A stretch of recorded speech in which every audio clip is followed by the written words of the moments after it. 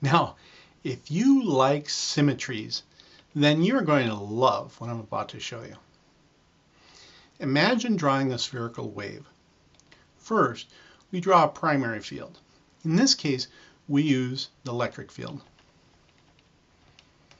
Then we add the secondary field. In this case, it is the magnetic field.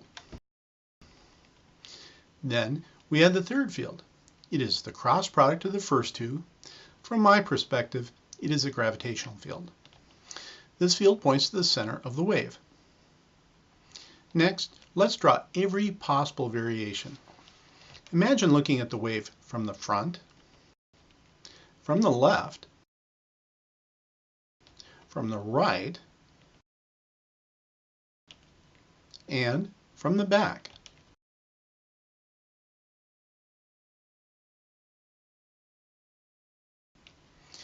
I started by drawing the primary field moving to the right.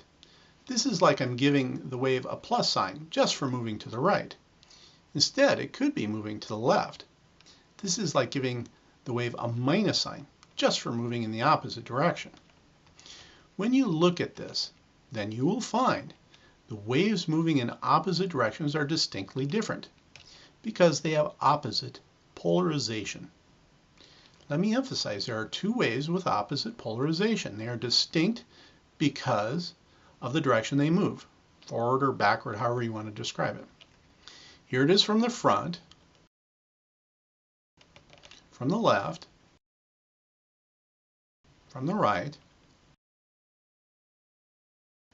and from the back.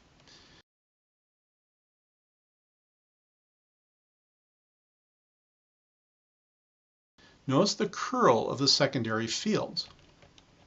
They curl in opposite directions. The top wave is curling counterclockwise, the bottom wave curls clockwise. The direction of curl is the same whether you look at either wave from the left end or the right end.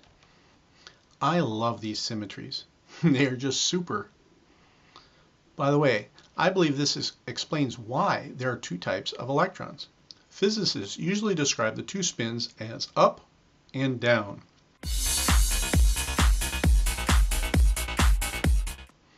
Let me talk about spin for a moment. When you think about spin, using this new physics is very interesting. Half of the wave spins one way, half of the wave spins the other way. When a person starts to study physics and first hears about the concept of spin, typically they immediately think of a spinning top. A solid spinning object has a spin that rotates in just one direction. From above, looking down, it could spin clockwise or counterclockwise. Here, object 1 with the blue border is spinning counterclockwise when viewed from above. From below, object 1 appears to spin clockwise. Object 2 with the magenta border is spinning clockwise when viewed from above. From below, object 2 appears to spin counterclockwise.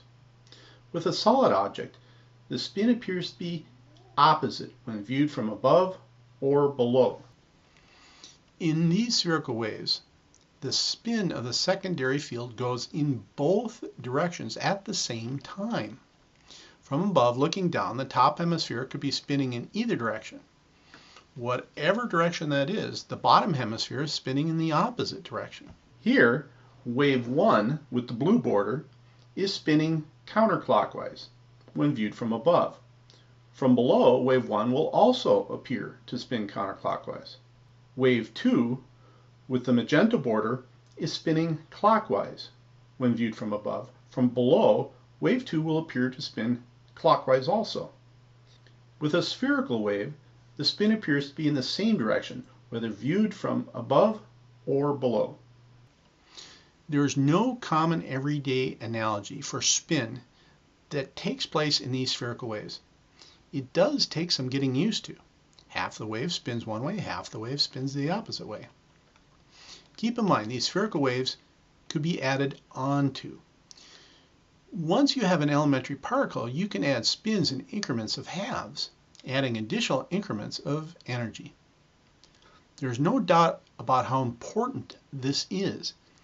For this grand unification theory to be able to describe quantum physics, this must be so. Like I said, I believe this explains why there are two types of electrons. Taking this a step further, in my opinion, this is a reasonable physical explanation of magnetic moments. Before I ventured into this brief interruption to talk about quantum spin, I was building spherical waves. I would really like to emphasize the symmetries here. They are amazing. So, to recap, if you use the right-hand rule and the electric field as the primary field, then this is what you get. If you use the right-hand rule and the magnetic field as the primary field, then this is what you get. Now, it might seem odd to you that nature just follows the right-hand rule. It certainly seemed odd to me. To be complete, I analyzed this using the left-hand rule as well. If the electric field is primary and you use the left-hand rule, then this is what you get. If the magnetic field is primary, then you get this. It's interesting to see these four separate tables combined into one large graphic. Of course, it will be impossible for you to see all of the tiny details in this graphic, but let me show it to you anyway. This combines all four possibilities. You get one grand table showing all of the possibilities.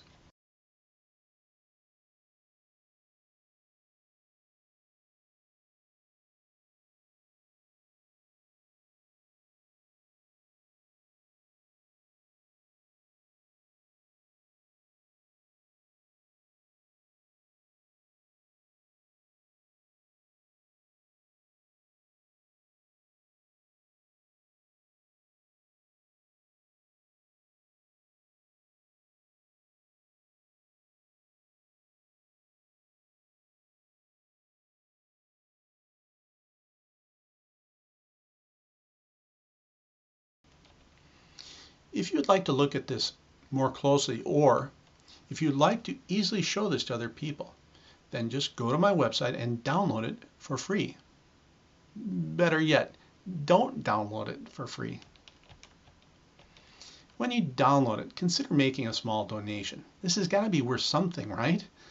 Print it, put it up on your wall, use it as a screensaver or as a desktop pattern, however you want, I don't care. I wish I had enough time to go through all of these in detail. Let me just say the symmetries are beautiful. When you look at these spheres, you notice a number of things. First, following the right-hand rule appears to correspond to matter.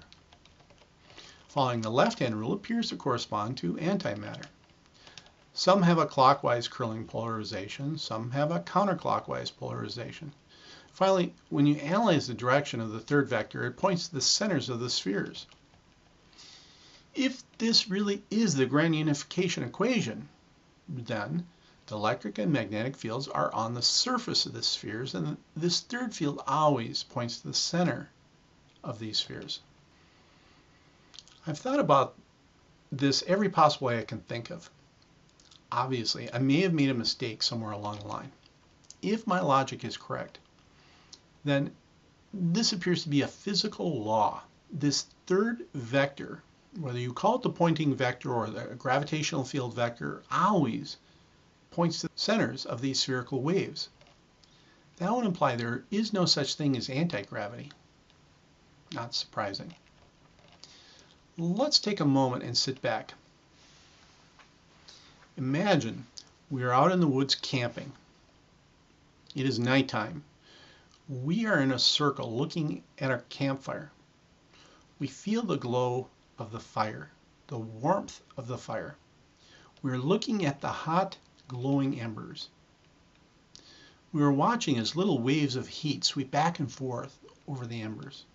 Little heat waves making the glowing coals dance. Why are moments like this so primal? Now imagine we are in the center of the physics labyrinth.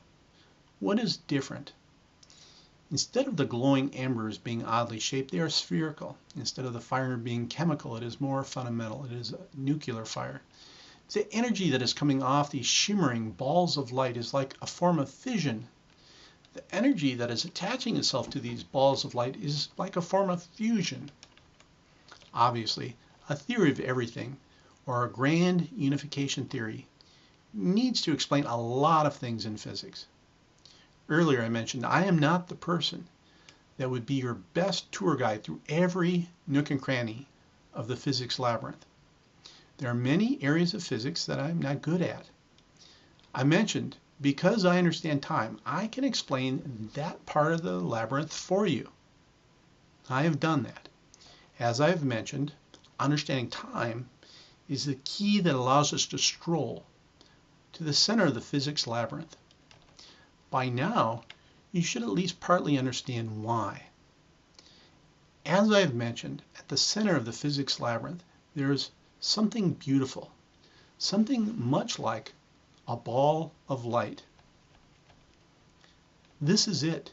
Here we find this six-symbol equation that is both simple and utterly complex. This is not purely a mathematical equation. It is a physical, three-dimensional equation. To me, this equation appears to be describing spherical waves. To me, it appears that all photons of light are described by this.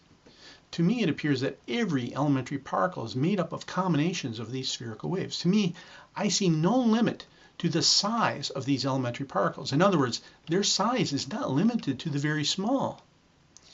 If I'm right, then these elementary particles, these balls of light, can be unbelievably large.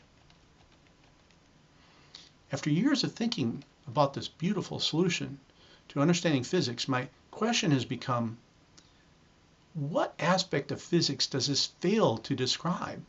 I can't think of one area. After years of thinking about this, another big question I have is this. How can this look so perfect? How can this appear to describe everything in physics? How can the symmetries be this beautiful? How could this look so right and be wrong? So here I am. I've placed a bunch of empty chairs around my big campfire at the center of the physics labyrinth. At least I believe it's the center. Until we can determine otherwise, I invite you to sit with me. Take some time and stare at this fire. Enjoy the warmth. Be mesmerized by the dancing coals. Experience the awe. This is definitely not some dead-end dark corridor. At least here, it is warm and bright. I have started working on a separate short science film that will show how these ideas lead to the concept of electric charge. In essence, I believe why a particle is neutral, or why a particle is positive, or why it has a negative charge can be derived directly from this table. Remember, just imagine drumhead vibrations only over a sphere. I find this extremely interesting.